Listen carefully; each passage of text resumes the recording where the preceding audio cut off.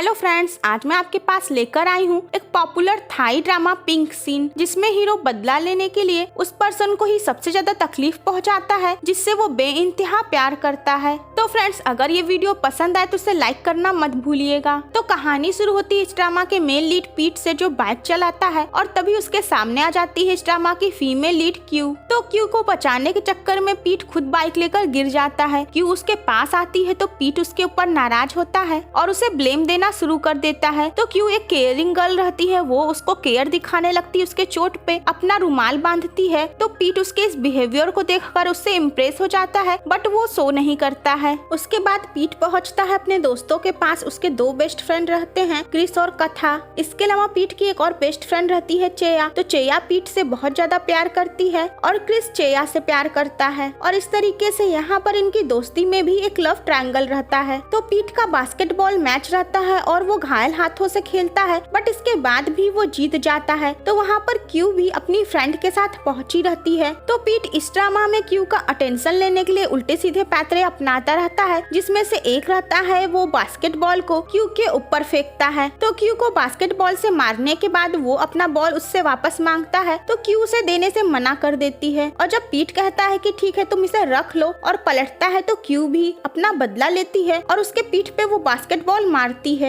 आगे क्यू अपने घर जाती है। वो अपनी मॉम के साथ रहती है, जो कि बीमार रहती है, उन्हें कैंसर रहता है। क्यू को अपने डैड के बारे में कुछ भी पता नहीं रहता है। उसे ऐसा लगता है कि उसके डैड की डेथ हो चुकी है। वहीं पीट एक रिच फैमिली से रहता है। उसके डैड नाई एक बड़े बिजनेसमैन रहते हैं, बट उसका अपने डैड के साथ अच्छा रिलेशनशिप नहीं रहता है, क्योंकि उसके डैड कभी भी उसकी मॉम से प्यार नहीं किए थे। वो हमेशा ही उसकी मॉम और उसको इग्नोर किया करते थे, और वो अपनी मॉम की दुख भरी जिंदगी का ब्लेम अपने डैड को देता है। तो क्यू की मॉम की हालत अचानक खराब हो जाती है। वो हॉस्पिटल में एडमिट होती हैं, और वहाँ पर उनको देखने के लिए पहुँचते हैं पीट के डैड नाई अपने असिस्टेंट के साथ। तो फ्रेंड्स, क्यू की मॉम और मिस्टर नाई पास्ट में कनेक्टेड रहते हैं, बट वो अभी काफी सालों बाद मिले रहते हैं। तो क्यू की मॉम उसे बताती है कि मिस्टर नाई उसके डैड के फ्रेंड है, और क्यू ये बात सुनकर खुश होती है, क्योंकि उसे अपने डैड के बारे में जानने की काफी जिज्ञासा रहती है। बट क्यू के मॉम के चेहरे से ये साफ झलकता है कि वो उससे कुछ छुपा रही है। तो आगे क्यू अपने कॉलेज जाती है। पीट और क्यू एक ही कॉलेज में पढ़ते हैं। पीट अपने दोस्तों के साथ बास्केटबॉल मैच की प्रैक्टिस करता है, और जैसे ही उसकी नजर क्यू पे पड़ती है, तो वो एक बार फिर से उसका अटेंशन लेने के लिए उसे बास्केटबॉल से मारता है। क्यू उसके ऊपर नाराज तो होती है, बट वो कुछ कहती नहीं है और वहाँ से चली जाती है। इधर पीट के डैड मिस्टर नाई क्यू की मॉम से कहते हैं कि वो उन्हें एक मौका दे, वो उनका इलाज करवाएंगे, और वो उन्हें फैमिली में शामिल होने के लिए कहते हैं, क्योंकि उनके बाद क्यू की देखभाल करने वाला कोई नहीं रहेगा। तो क्यू की मॉम राजी हो जाती है, क्योंकि वो नहीं चाहती है कि उनके मरने के बाद उनकी बेटी अकेली पड़ जाए। वो क्यू को भी इस बारे में बताती हैं। तो क्यू ये सब जानकर परेशान होती है, और आगे वो कॉलेज में चुपचाप बैठी रहती है।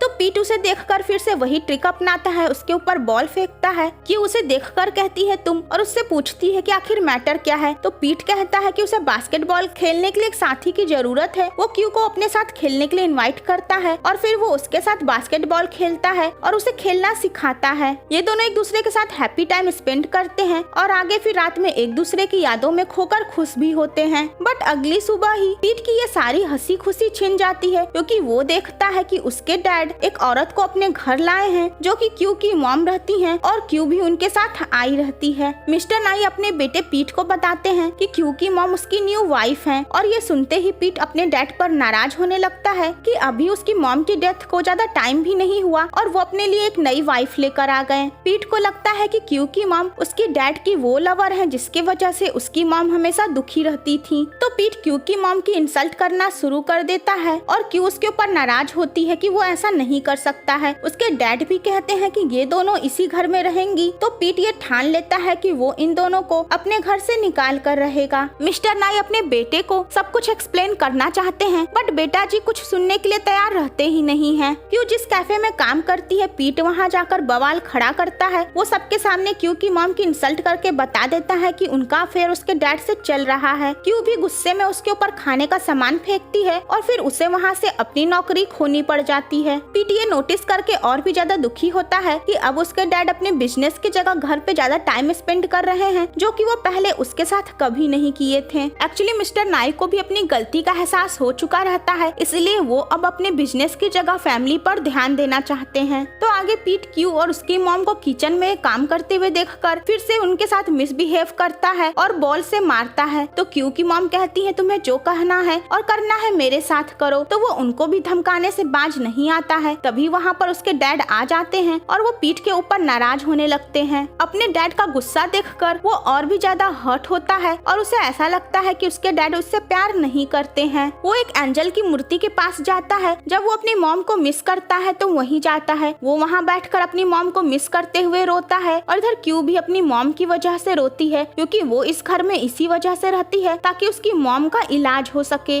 तो पीट और क्यू दोनों का ही बर्थडे एक ही दिन रहता है। तो क्यू और उसकी मॉम ये डिसाइड करती है कि वो पीट का बर्थडे सेलिब्रेट करेंगी ताकि वो पीट के दिल में अपनी जगह बना सके। तो पीट जब अपने बर्थडे वाले दिन बाहर से वापस अपने घर आता है तो वो देखता है कि क्यू उसके लिए केक लेकर खड़ी है और बाकी सब लोग भी वहाँ मौजूद हैं। वो खुश होता है और फिर उसके डैड उसे गिफ्ट देते हैं तो उसकी खुशी और बढ़ जाती है, क्योंकि उसके डैड कभी भी इसके पहले उसके बर्थडे पे उसके साथ नहीं रहते थे। बट जैसे ही पीट ये नोटिस करता है कि जो लॉकेट उसके डैड ने उसे गिफ्ट किया है सेम वैसा ही लॉकेट उन्होंने क्यू को भी गिफ्ट किया है, और ये देखने के बाद वो नाराज हो जाता है और एक बार फिर से वो बाकी सबको ब्लेम देता हुआ वहाँ से चला जाता है। तो क्यू उसके पीछे जाती है और उसे रोकने की कोशिश करती है। वो सब सीढ़ियों के ऊपर खड़े रहते हैं तो क्यू का पैर फिसलता है, वो गिरने वाली रहती है। तो पीट उसे पकड़ लेता है। क्यू उससे कहती है कि एक बार वो उसकी बात सुन ले। क्यू उसे अपने मॉम की कंडीशन के बारे में बताती है कि वो बीमार हैं और इसीलिए वो यहाँ पर हैं। बट पीट को उसकी बातों पे यकीन नहीं होता है। तो इन सब वजह से क्यू की मॉम की हालत बार बार खराब होती है और क्यू ये नोटिस करती है। फिर आगे वो पीट को मिलने के लिए बुलाती है। जब पीट अपने दोस्तों के साथ डिनर कर रहा था, पीट उससे मिलने आता है और कहता है कि अगर तुम्हें मुझसे कोई बात करनी है तो मेरे साथ तुम बाइक पर बैठो। क्यू मजबूरी में उसके बाइक पर बैठती है और वो उसे वहाँ से काफी दूर ले जाता है। तो वहाँ क्यू कहती है कि तुम मेरी मॉम को परेशान करना बंद कर दो। हम तुम्हारे घर से तब तक नहीं जा सकते जब तक मेरी माँ ठीक न हो जाए, बट मैं ये प्रॉमिस करती हूँ कि मैं तुम्हें कभी परेशान नहीं करूँगी। पीट पूछता है कि ये किसका आइडिया था, तुम्हारा या तुम्हारी मॉम का? उसे लगता है कि ये सब केवल एक ट्रिक है। क्यू कहती है कि क्या हम अच्छे से बातें नहीं कर सकते हैं? वो कहती है तुम गलत सोच रहे हो। तो पीट को एक बार फिर से नाराजगी का झटका लगता है और वो क्यू को वहीं अकेला छोड़कर वहाँ से चला जाता है। बट पीट क्यू को लाइक करता है और इसीलिए उसकी केयर भी रहती है। तो जैसे ही उसे ये रियलाइज होता है कि वो लड़की को इतनी रात में अकेला दूर छोड़ आया है तो वो वापस जाता है उसे लेने के लिए, और उधर क्यू की मोबाइल की बैटरी डेड हो जाती है। तो जब पीट वहाँ पहुँचता है तो वो देखता है कि वहाँ पर क्यू नहीं रहती है। पीट परेशान होने लगता है। तो क्यू वापस घर आ गई रहती है। वो अपनी माँ के गले मिलकर रोती है। तो जब पीट वापस घर आता है उसके डैड कहते हैं तुम इतना बुरा काम कैसे कर सकते हो, और उसे एक जोरदार तमाचा मारते हैं। वो क्यू को सेफ देखकर रिलीफ तो होता है बट अपने डैड के बिहेवियर से हर्ट और गुस्सा हो गया रहता है। जब क्यू की मॉम भी उसे सुनाना शुरू कर देती हैं तो वो उनसे भी झगड़ा करने लगता है और क्यू की मॉम की तबीयत अचानक बिगड़ जाती है। उन्हें फौरन हॉस्पिटल ले जाया जाता है। क्यू गुस्से में पीट को थप्पड़ मारती है। पीट को हॉस्पिटल में पहुंचकर क्यू की मॉम के कंडीशन के बारे में पता चलता है। उसे काफी गिल्ट होता है। वो उनके रूम में जाता है जो कि बेहोश रहती हैं और उनसे सॉरी कहता है और कहता है वो नहीं चाहता है कि वो मरे, बट अनफॉर्चुनेटली उनकी मौत हो ही जाती है और कहीं न कहीं सभी उनकी मौत का कसूरवार पीट को ही समझते हैं। मरने के पहले मिस्टर नाई क्यू की मॉम से ये वादा करते हैं कि वो क्यू को बता देंगे कि उसके डैड जिंदा हैं और वो कौन है। तो फ्रेंड्स आगे क्या होने वाला है देखने के लिए इसका नेक्स्ट पार्ट देखना मत भूलिएगा।